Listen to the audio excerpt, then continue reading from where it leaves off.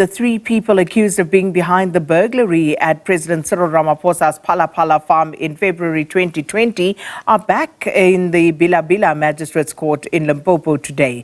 Let's cross now to our reporter Pimani Baloyi, who is there just to give us a bit of background and more in terms of what to expect in court today. Pimani, good morning. So, of course, much anticipation, great interest in this particular story. If you would just give us a little bit of background and, of course, what to expect today.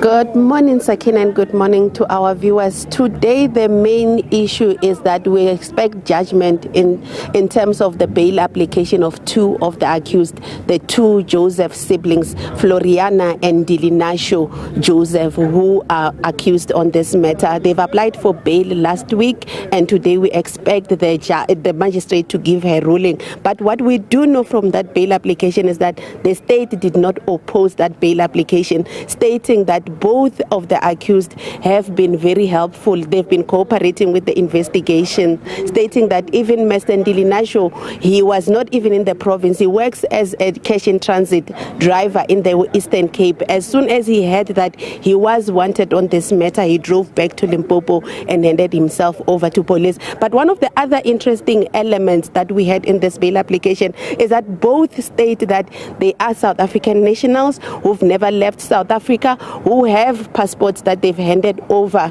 to the investigating officer, stating that they are not flight risk. But what is interesting about that, Sakina, is that there is a foreign language interpreter in court, a language that we understand to be Vambo, that is spoken in Namibia, who is interpreting to them in order for them to follow court proceedings. But both have said they are South African nationals, they've never left South Africa, they do not have relatives outside of South Africa. So it's just going to be a brief appearance where the magistrate delivers her judgment with regard to that bail application. But there is a third suspect, Sakina, who is yet to make his bail application, Mr. Emanuela David. So his lawyer was not present during the first two appearances. We expect that lawyer to be present today. We are not sure if he also intends to apply for bail, which might be the bulk of what happens today if he intends to apply for bail. But as you can see behind me, Sakina, it's a bit slower than it was during the first two appearances. But I just want to show you around this vicinity, this